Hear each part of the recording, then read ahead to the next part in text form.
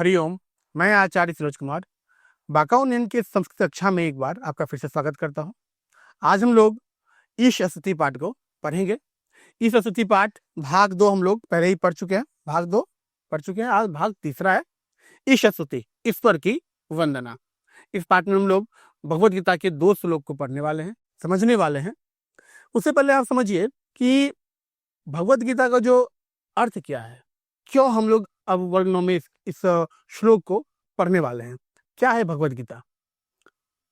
अगर आप अपने पाठ्य पुस्तक के अंतिम पृष्ठ पर जाएंगे तो वहां पे आपको योग्यता विस्तार देखने को मिलेगा। योग्यता विस्तार में अगर आप पढ़ेंगे तो मालूम चलेगा कि भगवत गीता जो है वो भीष्म पद से लिया गया। किस पद से लिया गया है? भीष्म पद से लिया गया है। अध्याय पूछा जाएगा तो 25 से 42। इस अध्याय में जो है कृष्ण द्वारा अर्जुन को उपदेश दिया गया। उपदिष्ट ग्रंथ है ये भगवत गीता जो है आपका 18 अध्याय और 700 श्लोक में विभक्त है। महाभारत का अंग होने के बावजूद भी ये स्वतंत्र ग्रंथ है, स्वतंत्र पुस्तक के रूप में भगवत गीता को आप लोग पढ़ते हैं। और अच्छा, भगवत गीता क्यों आपके लिए, क्यों इसके लिए क्या आवश्यकता पड़ गई जो आपको आपके पाठ्य पुस्तक में दिया गया? तो कहा जाता है कि विद्यार्थियों के लिए, कि निराश व्यक्ति को जीवन में कर्म के प्रति प्रवृत्त करना ही इसका उद्देश्य है। ये भगवत गीता का उद्देश्य है कि निराश व्यक्ति को जीवन में कर्म के प्रति प्रवृत्त करना इसका उद्देश्य है। और प्राचीन काल से ही इसका महत्व रहा है। किसका? भगवत गीता के श्लोकों का। हाँ, प्राचीन काल से ही इसका महत्व रहा है। और वर्तमान युग में भी बाल गंगाधर तिलक, महात्मा गांधी, विनोबा भावे ने इनकी स्वतंत्र व्याख्याएं लिखकर इसका बहुत प्रचार किया, क्योंकि इसको पाथे बनाया है। स्वतंत्रता संग्राम के सैनिकों ने भी गीता को अपना पाथे बनाया था। तो ये है इसका मतलब, इसलिए आपको पढ़ना बहुत अति आवश्यक है एक छात्र होने के नाते। क्या है ये श्लोक, समझिए। और आप चौथे श्लोक पे आते हैं। 3 मंत्र पहले हो चुका है उपनिषद का।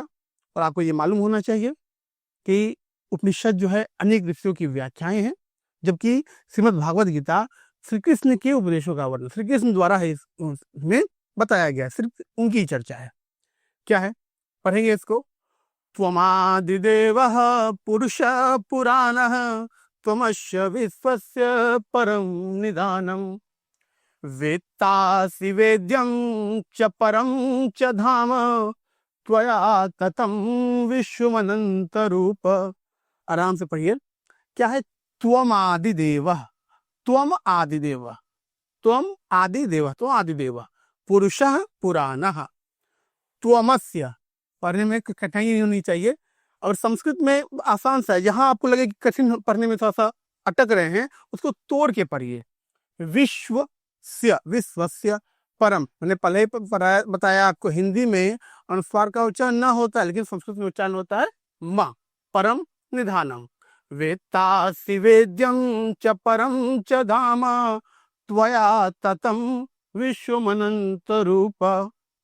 अच्छा, त्वमादिदेवः पुरुषः पुराणः, इसका अर्थ क्या है इसको समझिए। ये जो श्लोक लिया गया है, ये अर्जुन द्वारा जो भगवान श्री कृष्ण के विश्व रूप की स्तुति की गई है। इसके माध्यम से, इस श्लोक के माध्यम से अर्जुन जो है भगवान श्री कृष्ण की स्तुति कर रहे हैं। विश्व रूप की, अनंत रूप की स्तुति की जा रही है इस श्लोक के माध्यम से। कह रहे हैं अर्जुन कि आप संपूर्ण देवताओं के आदिदेव हैं। तुम आदिदेव पुरुषः पुराणः, आप जो हैं आदिदेव हैं, प्राचीन हैं आप। हाँ, प्रथम देवता हैं आप। आदिदेव का मतलब क्या है? प्रथम देवता, प्राचीन। क्योंकि सबसे पहले आप ही प्रकट होते हैं। ये अर्जुन कह रहे हैं श्री कृष्ण से, स्तुति करते हुए उनके कह रहे हैं। और कह रहे हैं आप पुराण पुरुष है, क्योंकि आप सदा से हैं और सदा ही रहने वाले हैं।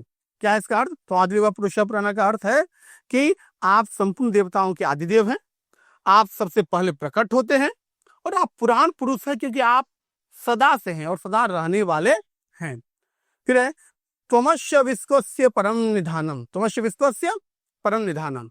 देखने, सुनने, समझने और जानने में जो कुछ संसार आता है, जो भी संसार आता है, और संसार में जिसकी भी उत्पत्ति, स्थिति, प्रलय इत्यादि जो भी कुछ होता है, सबके परम आधार आप ही हैं। कौन कह रहे हैं? किनसे कह रहे हैं? अर्जुन जो है स्तुति करते हुए, श्री कृष्ण की स्तुति करते हुए ये बात बता रहे हैं। फिर से पढ़ते हैं श्लोक को। त्वमादिदेवः पुरुषः पुराणः त्वमस्य विश्वस्य परम निधानम् वेत्तासि वेद्यं च परं च धाम त्वया ततं विश्वमनंत रूप। क्या वेत्तासि, वेत्तासि का मतलब क्या? आप संपूर्ण संसार को, क्या आप संपूर्ण संसार को जानने वाले हैं, अर्थात भूत भी, भविष्य भी और वर्तमान काल तथा देश, वस्तु, व्यक्ति इत्यादि जो कुछ है सबको जानने वाले हैं। वेत्तासि मतलब सर्वज्ञ हैं आप, सब कुछ जानने वाले हैं आप। वेद्यम, क्या वेदों, शास्त्रों, संत महात्माओं इत्यादि के द्वारा, आदि के द्वारा जानने योग्य, सब जो जानते हैं, किसको जानते हैं? आपके लिए ही सारे संत और महात्मा जो है किनको प्राप्त करना चाह रहे हैं? आपको प्राप्त करना चाह रहे हैं। आप परम पुरुष हैं, ठीक है। आगे देखेंगे इसका, इसके अन्वय को देखेंगे, इसके अर्थ को देखेंगे और शब्दार्थ को देखेंगे। फिर से पढ़ देते हैं, आप लोग प्रयास कीजिए मेरे साथ पढ़ने का, आराम से पढ़ रहे हैं, पढ़िए मेरे साथ। त्वमादिदेवः पुरुषः पुराणः त्वमस्य विश्वस्य परम निधानम् वेत्तासि वेद्यं च परं च धाम त्वया ततं विश्वमनंत रूप। अन्वय क्या है?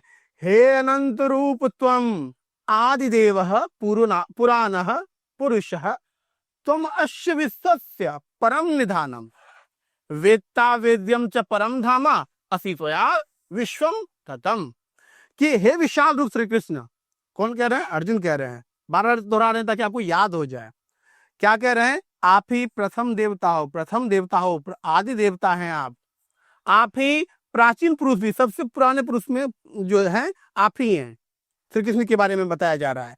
आप ही इस संसार का सर्वश्रेष्ठ आश्रय है, भंडार हैं आप सब कुछ जानने वाले वेत्तासी हैं आप, और सबसे स्थान आप ही हैं। आपको जानने के लिए संत महात्मा जो है तपस्या में, अपनी पढ़ाई में लीन रहते हैं। आप संपूर्ण संसार में व्याप्त हैं।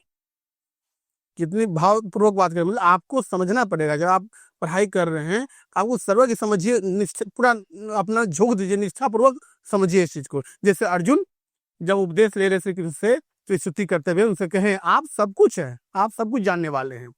शब्दार्थ देखेंगे, अनंत रूप का मतलब क्या है? विशाल रूप। आदिदेव मतलब प्रथम देवता, पुराना मतलब प्राचीन, परम मतलब श्रेष्ठ, निधानम मतलब भंडार, मतलब क्या? भंडार, आश्रय, ठीक है। वेत्ता जानने वाला, संपूर्ण वेत्ता से सब जानने वाले हैं आप। वेद्यम जानने योग्य, और धाम का मतलब जानते हैं स्थान या जगह, त्वया तुमसे या फिर आपसे। इसको जो है आप पॉज करके एक बार फिर से इसके शब्दार्थ को, इसके अन्वय को देख लीजिएगा। बाकी अर्थ दिया हुआ है और इससे पहले हम बता चुके हैं भगवत क्यों जरूरी है, ठीक है, आपके लिए क्यों जरूरी है। इसके बाद आप आगे देखेंगे तो इसका 5वां श्लोक है, इस पाठ का अंतिम श्लोक जो आप पढ़ेंगे वो है नमः पुरस्तादथ पृष्ठत अस्ते नमो अस्तु ते सर्वत एव सर्व अनंत वीर्याम इति विक्रमस्त्वं सर्वं समाप्नोसि ततो असि सर्वः। क्या है? पढ़ेंगे एक साथ, लय के साथ पढ़िए। नमः पुरस्तादत पृष्ठतस्ते नमो अस्तुते सर्वतेव सर्व अनंत वीर्यामिति विक्रमस्त्वं सर्वं समाप्नोसि ततो असि सर्वः। क्या है अन्वय? देखेंगे, हे सर्व अथ ते पुरस्तात् पृष्ठतः च नमः ते सर्वतः एव नमः अस्तु त्वम अनंत वीर्यामिति विक्रमः त्वम सर्वं समाप्नोसि तथा सर्वः असि। क्या कह रहा है? ये जो आप इस श्लोक को देखेंगे, ये 11वें अध्याय का जो 40वां श्लोक है, ये आप देख रहे हैं नमः पुरस्तादत पृष्ठतः, ये कब कहा गया है? इस श्लोक में अर्जुन जो भयभीत होकर श्री कृष्ण के अनंत रूप का वर्णन करते हुए हर दिशा से उनको नमस्कार करते हैं। इस श्लोक में आप भयभीत हो गए हैं अर्जुन, और हर और से, चारों तरफ से श्री कृष्ण को नमस्कार करते हुए कह रहे हैं। क्या कहते हैं? नमः पुरस्तादत पृष्ठत अस्ते नमो अस्तुते सर्वतेव सर्व अनंत वीर्यामिति विक्रमस्त्वं सर्वं समाप्नोसि ततो असि सर्वः। अर्थ क्या है? हे सर्वरूप, आपको आगे पीछे तथा सभी ओर से नमस्कार है। क्योंकि भयभीत हो गए हैं अर्जुन। उसके बाद ये कह रहे हैं क्या, आपको आगे पीछे, क्या पुरस्ताद, आगे से पीछे से, देखें क्या है, पुरस्ताद मतलब सामने से, मतलब आगे से, पृष्ठतः मतलब पीछे से, आपको सभी ओर से नमस्कार है।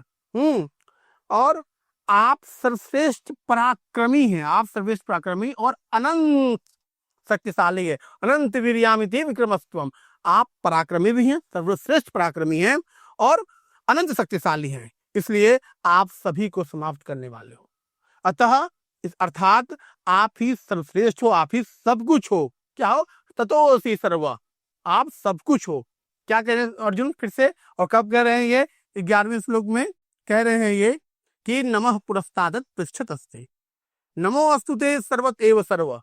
पढ़ने में कहीं देखिए, पढ़ाते हैं, एक लाइन से पढ़िए आराम आराम से। नमः पुरस्तादथ पृष्ठत अस्ते, नमो अस्तु ते सर्वत एव सर्व, अनंत वीर्याम, वीर्याम के बाद ई जो है इसको अलग से पढ़ेंगे, ई इति इत विक्रमस्त्वम, इत विक्रमस्त्वम, सर्वम समाप्नोसि ततो असि सर्वः। और आपको ये पहले भी बता चुके हैं, ये अवग्रह चिन्ह है खंडाकार, जो बड़ी एस टाइप का आप देख रहे हैं, ये कब आता है? जब इससे पहले कोई स्वर आया हुआ, जो ओ, ये क्या है, एक स्वर है ना ओ, और इसके साथ दूसरा स्वर ना आए, इसलिए इसका उच्चारण क्या करते हैं? अवग्रह चिन्ह का उच्चारण ओ करते हैं। तो एक साथ दो स्वर नहीं आए, इसलिए इसका प्रयोग करते हैं। ठीक है, तो ये इसको खंडाकार चिन्ह कहते हैं, और सामान्य व्याकरण की भाषा में इसको अवग्रह चिन्ह भी कहते हैं। तो क्या दो स्वर एक साथ ना आए, इसके लिए इसका प्रयोग शब्द के बीच में किया जाता है। चलिए, तो नमः पुरस्ताद, इसको फिर से पढ़ते हैं इसको मिटा के, कि नमः पुरस्तादत पृष्ठत अस्ते, नमो अस्तुते सर्वत एव सर्व, अनंत वीर्यामिति विक्रमस्त्वम, सर्वम समाप्नोसि ततोऽसि सर्वः। आपको आगे पीछे सभी ओर से नमस्कार। अर्जुन बहुत भयभीत हो गए थे, और तब उनको हाथ जोड़ के बोलते हैं, आप सबको समाप्त करने वाले हैं, आपको हर ओर से नमस्कार है। अब देखिए शब्दार्थ को देखेंगे इसके। हे शर्व मतलब हे सर्वरूप, ते मतलब तुम्हें, पुरस्ताद मतलब सामने से, पृष्ठता मतलब पीछे से, नमस्कार, नमः मतलब नमस्कार या नमन, सर्वतः मतलब सभी ओर से, एव मतलब ही, अनंत वीर अनंत शक्तिशाली, क्या अनंत शक्तिशाली, विक्रम पराक्रमी, अमितः अधिक, समापनोसी समाप्त करने वाले हो। ठीक है, ये दो मंत्र, दो श्लोक, माफ कीजिएगा मंत्र नहीं, ये दो श्लोक श्रीमद् भागवत गीता का आपके लिए है, आप छात्रों के लिए। इसको पढ़िए और याद करने का प्रयास कीजिए, समझने का प्रयास कीजिए, ताकि आप बेहतर से बेहतर परिणाम ला पाए। धन्यवाद।